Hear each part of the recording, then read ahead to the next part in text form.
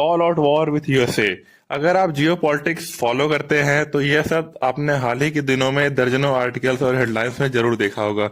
Iran लगातार यह कह रहा है कि अगर यूएस नेवी, एयरफोर्स या आर्मी की तरफ से कोई भी डायरेक्ट अटैक हुआ तो उसे सीधे तौर पर ऑल आउट वॉर माना जाएगा। लेकिन सवाल यह है कि ईरान अचानक इतना अग्रेसिव क्यों हो गया? क्या यूएस वाकई में एक बड़ा अटैक प्लान कर रहा है? और पूरे इस क्राइसिस में इंडिया कहाँ खड़ा है? आज इस वीडियो में हम इसे ही स्टेप बाय स्टेप समझेंगे।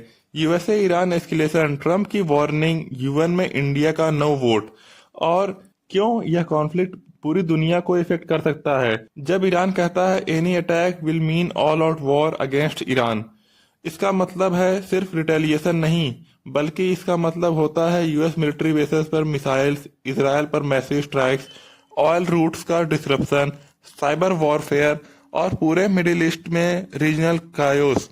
यानी अगर वॉर शुरू होती है तो वो लोकलाइज नहीं रहने वाली।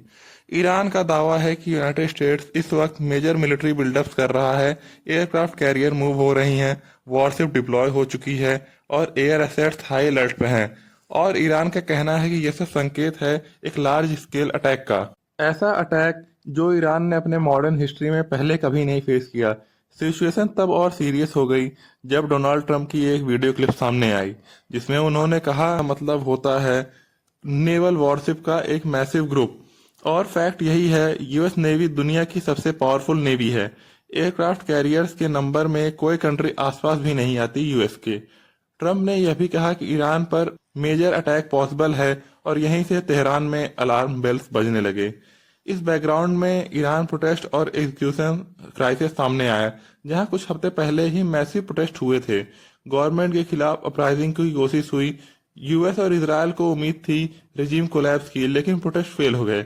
यूएस मीडिया रिपोर्ट्स के मुताबिक थाउजेंड्स ऑफ पीपल मारे गए। करीब 840 प्रोटेस्टर्स को पब्लिक हैंगिंग की सजा दी जानी थी, जिस पर ट्रम्प ने दावा किया कि उन्होंने डायरेक्टली ईरान को वार्न किया कि अगर एग्जीक्यूशन हुई तो स्वीपिंग स्ट्राइक्स अक्रॉस ईरान होंगे।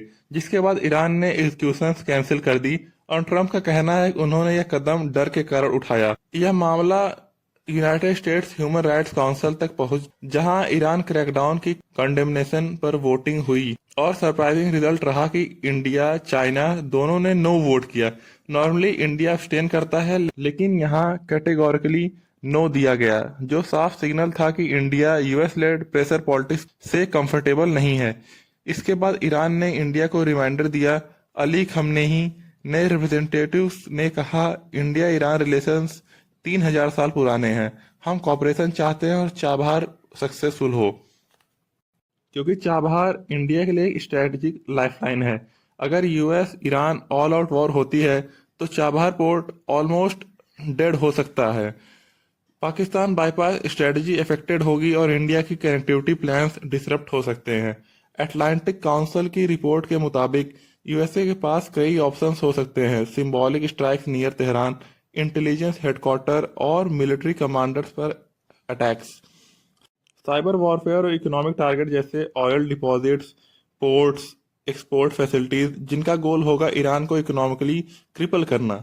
अगर ऑल आउट वॉर होती है तो ऑयल प्राइसेस स्काई रॉकेट करेंगी, ग्लोबल इन्फ्लेशन बढ़ेगा, मिडिल ईस्ट डिस्टेबलाइज होगा और इंडिया की इकोनॉमी भी इम्पैक्ट होगी। वॉर अभी इनएविटेबल है, लेकिन एस्केलेशन लेवल डेंजरसली हाई है।